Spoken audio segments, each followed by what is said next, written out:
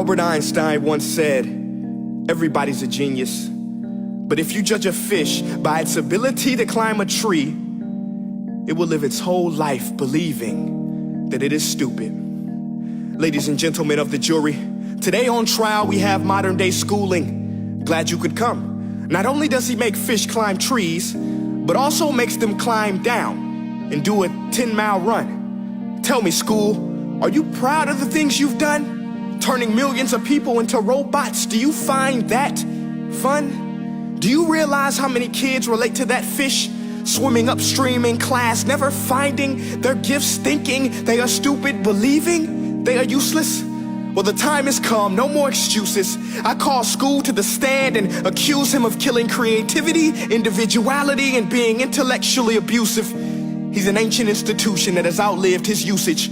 So, Your Honor, this concludes my opening statement, and if I may present the evidence of my case, I will prove it. Proceed. Exhibit A. Here's a modern-day phone. Recognize it? Here's a phone from 150 years ago. Big difference, right? Stay with me. Here's a car from today, and here's a car from 150 years ago.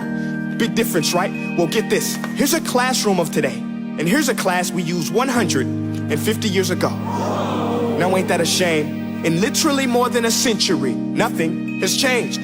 Yet you claim to prepare students for the future? But with evidence like that, I must ask, do you prepare students for the future or the past? I did a background check on you and let the record show that you were made to train people to work in factories, which explains why you put students in straight rows, nice and neat, tell them sit still, raise your hand if you want to speak, give them a short break to eat, and for 8 hours a day, tell them what to think.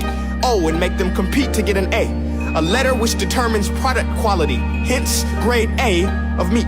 I get it. Back then, times were different. We all have a past. I myself am no Gandhi. But today, we don't need to make robot zombies. The world has progressed. And now we need people who think creatively, innovatively, critically, independently, with the ability to connect. See, every scientist will tell you that no two brains are the same. And every parent with 2 or more children will confirm that claim.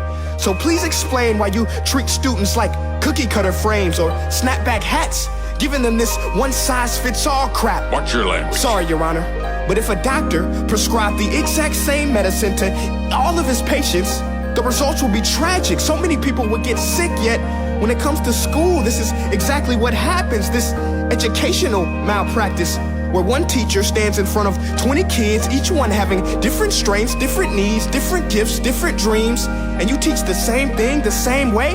That's horrific. Ladies and gentlemen, the defendant should not be acquitted. This may be one of the worst criminal offenses ever to be committed. And let's mention the way you treat your employees. Objection. Overruled. I want to hear this. It's a shame.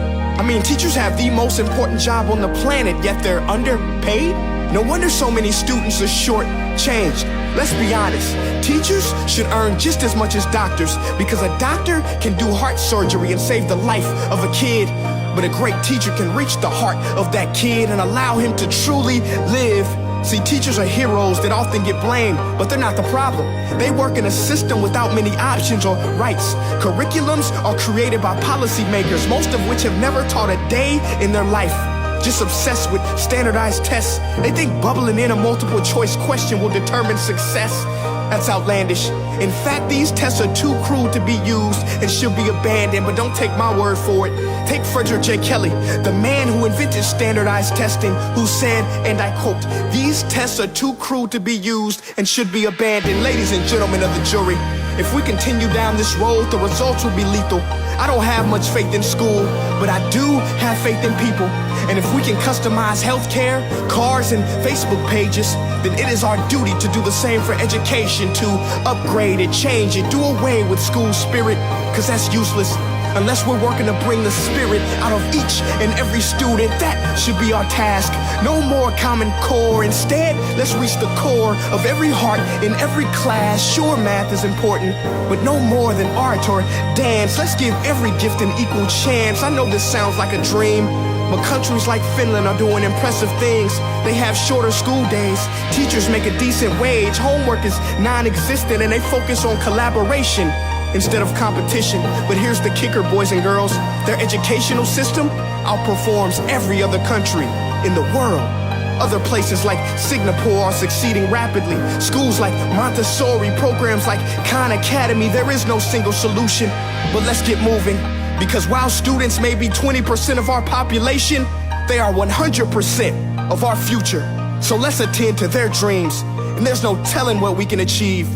This is a world in which I believe, a world where fish are no longer forced to climb trees. I rest my case.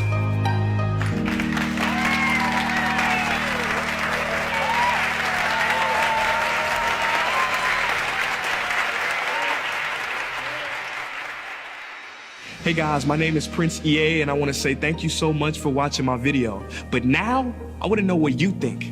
How can we together create a more efficient, effective, and just better future of learning? I want you to visit nestday.com/preorderthefuture and share your thoughts and ideas on the topic. Peace.